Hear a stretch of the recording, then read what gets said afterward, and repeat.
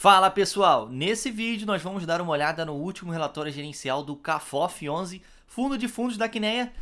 Tivemos aqui algumas atualizações na carteira, então eu convido a todos vocês a ficarem até o final do vídeo e eu espero que esse conteúdo aí possa agregar no seu conhecimento de alguma forma, tá? Lembrando, deixa um like aí no vídeo, se inscreve no canal e deixa de papo, vamos lá.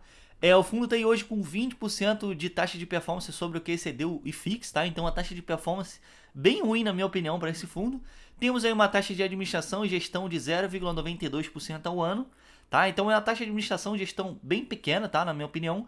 E o fundo está aí na ativa desde 2018, tá? Então já é um fundo que está criando um certo histórico pra gente, tá? 441 milhões de patrimônio líquido, então já é um fundo assim de médio para grande, né? Um fundo bem interessante já.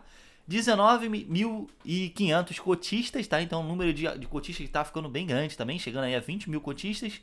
E pagaram aí no último mês 80 centavinhos por cota, tá? Bem interessante. Eles deixaram aqui que no mês de fevereiro realizaram uma venda parcial de um fundo de logística visando a alocação em novos ativos, tá? E também compraram aí, de novo, um outro fundo de logística, tá? Infelizmente eles não colocaram aqui quais foram esses ativos, tá? Então a gente não teve aí essa visão aí de quais foram os ativos.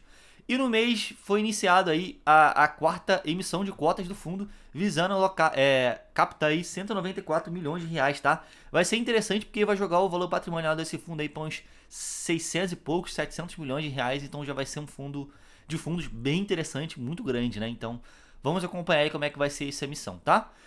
Nesse mês aí de fevereiro, eles distribuíram 80 centavinhos por cota, aí eles deixaram aqui mais ou menos separado pra gente como que foi esse resultado do fundo. 79 centavos aí desses 80 centavos foram de receita de fundos imobiliários, tá?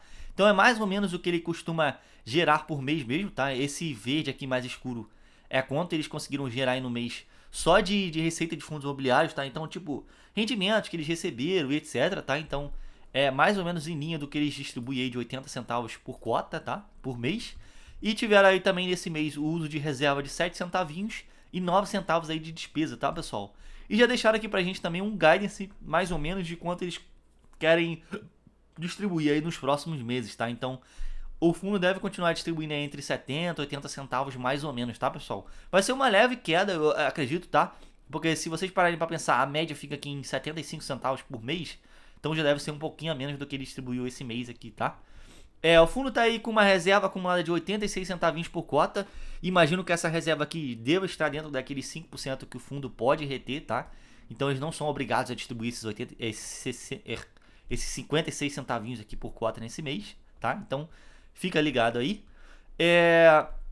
O fundo mostra aqui pra gente um gráfico de quanto é que foi a valorização aí dos setores do fundo frente ao IFIX, tá? Então essa barra aqui representa quanto é que tá o IFIX esse mês. O que está positivo representa o que está acima do IFIX nesse mês, tá? Então, por exemplo, desculpa, gente. Nesse mês aqui, o fundo valorizou aí cotas de CRI, agro, renda urbana, FOF, hotéis, agência, etc. Né? Valorizou esse tanto aqui de porcento frente ao IFIX e teve uma desvalorização de cotas aí nesses setores, tá? Então, uma estratégia híbrido, logística, residencial, tá? Então, é só uma forma aqui do fundo comparar mais ou menos como é que tá aí os setores em carteira com o IFIX, tá? Eu acho uma comparação legal aí pro pessoal fazer, tá? Aqui em cima ele deixa mais ou menos uma explicação aqui do que esse gráfico se trata, tá, gente? Então dá uma lida aí quem tiver um pouco mais de interesse. Aqui eles fazem uma análise de upside aí da carteira do fundo, então só explicando aqui rapidamente para vocês, eu achei legal que eles fizeram aqui uma análise um pouco diferente do que os outros fundos costumam fazer. Então, só para vocês terem uma ideia, o deságio de cotas de fundos de escritório que nós temos hoje na carteira do fundo é de 38%, tá, pessoal? Então, para vocês terem uma ideia de como é que o mercado de lajes hoje tá barato, entre aspas, né? Eu poderia dizer. Shopping e varejo também, né? Temos um grande desconto aí de 11%.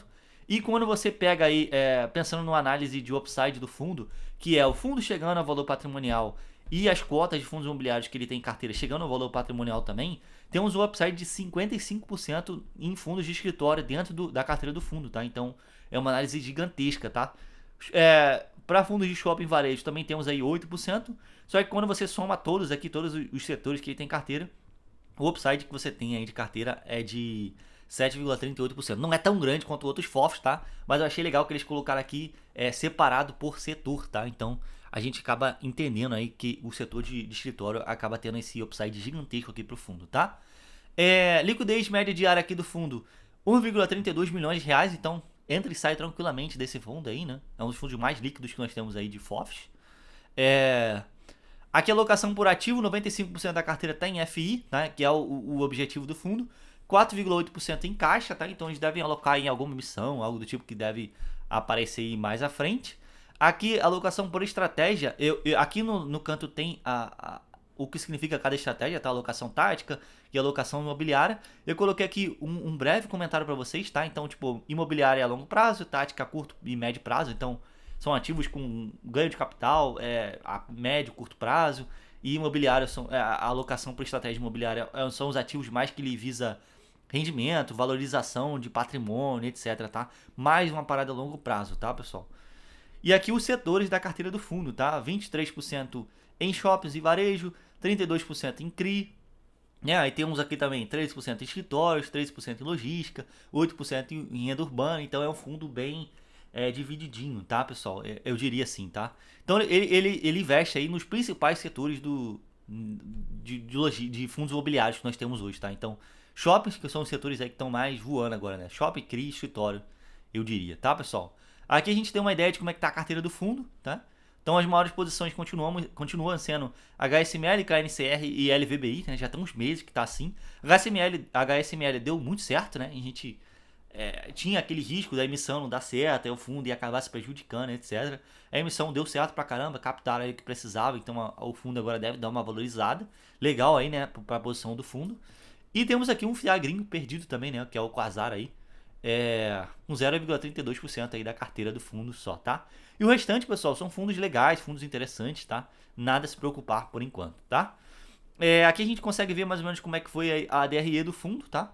Então tivemos aí uma receita total aí, um resultado total nesse mês, desculpa, de 3 milhões e 300 e despesas aí de mais ou menos 11% da receita do fundo desse mês, tá?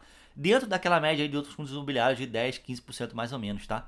Então foi mais ou menos isso aí que o fundo gastou esse mês, tá? 5 mil reais aí de prejuízo na venda de cotas, né? Então deve ter vendido algumas cotinhas com prejuízo, mas tivemos aí uma receita total de 418 mil reais, que é a despesa aí normal do fundo, tá? Representando 11% só de despesa frente ao total aí da receita do fundo nesse mês, tá? Aqui nessa tabela a gente consegue ver aí como é que o valor patrimonial desse fundo costuma variar bastante, né? Então 31/5 de 2023 estava R$ 92 reais o valor patrimonial da cota.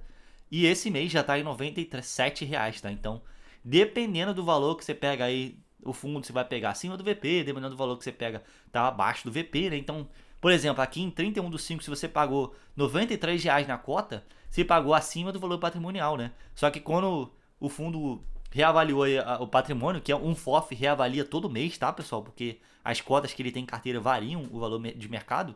Então, hoje se você tivesse pago 93 em 31/5, você ia ter pago acima do VP. Hoje já não ia estar mais acima do VP, porque o VP já foi para 97, 30 e pouco, tá? Então, mais ou menos, tem que se ligar nisso aí quando você for alocar em FOFs, tá, pessoal? Tem que fazer esse tipo de análise, tá?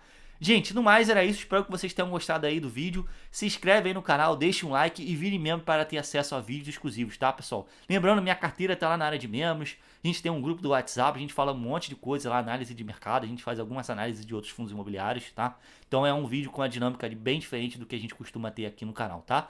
É isso, deixa um like, fui, até o próximo vídeo.